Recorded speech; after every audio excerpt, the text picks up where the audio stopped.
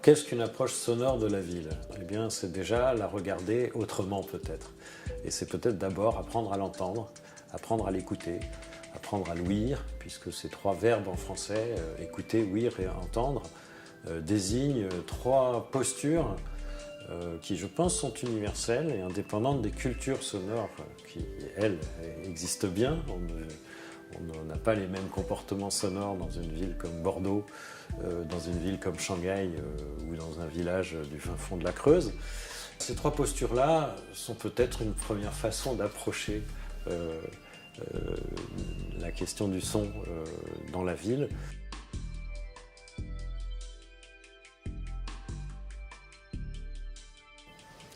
Alors le Cresson, c'est un acronyme qui signifie le Centre de recherche sur l'espace sonore. Aujourd'hui, c'est un laboratoire qui s'occupe des ambiances architecturales et urbaines. On essaye depuis toujours, je crois, de développer des outils d'analyse qui viennent de protocoles de recherche qui sont scientifiquement éprouvés et de façon interdisciplinaire, pour développer des vocabulaires et des concepts qui soient opératoires dans l'activité de projet, qu'il soit architectural, urbain ou aujourd'hui territorial.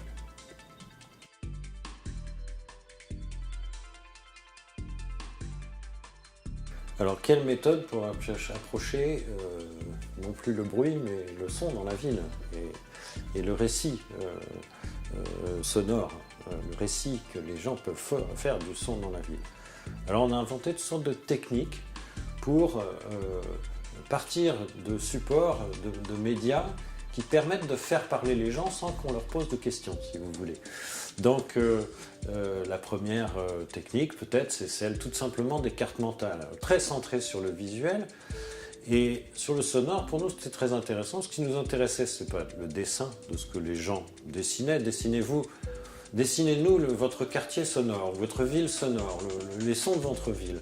Oui, mais je ne peux pas, parce qu'on ne peut pas dessiner du son. Ben justement, dans cette espèce d'écart entre la maladresse du dessin et ce que l'on veut représenter, il y a tout un discours qui s'engouffre. Et à ce moment-là, les gens se mettent à parler, et ils ne parlent pas du tout de c'est bien ou c'est mal, ou du bruit, etc., mais de tout tas de choses, de repérage dans la ville, à tel endroit, il y a tel élément qui fait qu'on identifie, donc c'est une signature sonore, etc., etc. Autre technique, celle de l'écoute réactivée, là, qui est une invention justement du créateur du Cresson, Jean-François Gouillard, qui a consisté à dire on enregistre des fragments sonores tels quels, cut, 1 minute, 2 minutes, ou bien recomposés dans la ville, et on les donne à interpréter à des gens qui soit sont les habitants eux-mêmes, soit sont des gens qui ne connaissent pas le lieu. Donc déjà, cette différenciation-là est importante. Puis après, dans les gens qui ne connaissent pas le lieu, soit des gens qui ont une oreille ordinaire, soit des gens qui ont une oreille façonnée par une culture sonore.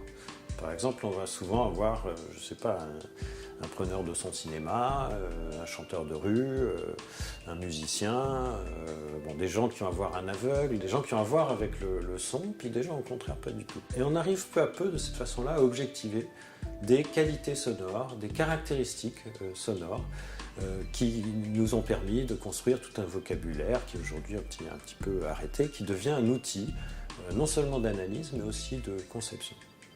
Ou bien autre principe, celui de ce que j'ai appelé l'enquête phonoréputationnelle, c'est-à-dire de travailler sur la mémoire des gens, avec plutôt des logiques d'interaction entre des groupes d'acteurs et d'experts, entre guillemets, de gens qui ont une expertise auditive, une oreille experte à un titre ou à un autre, réunis à 6 ou 7 autour d'une table, et de dire quelles sont les émergences sonores importantes de la ville ou du quartier, enfin, suivant le sujet sur lequel on parle.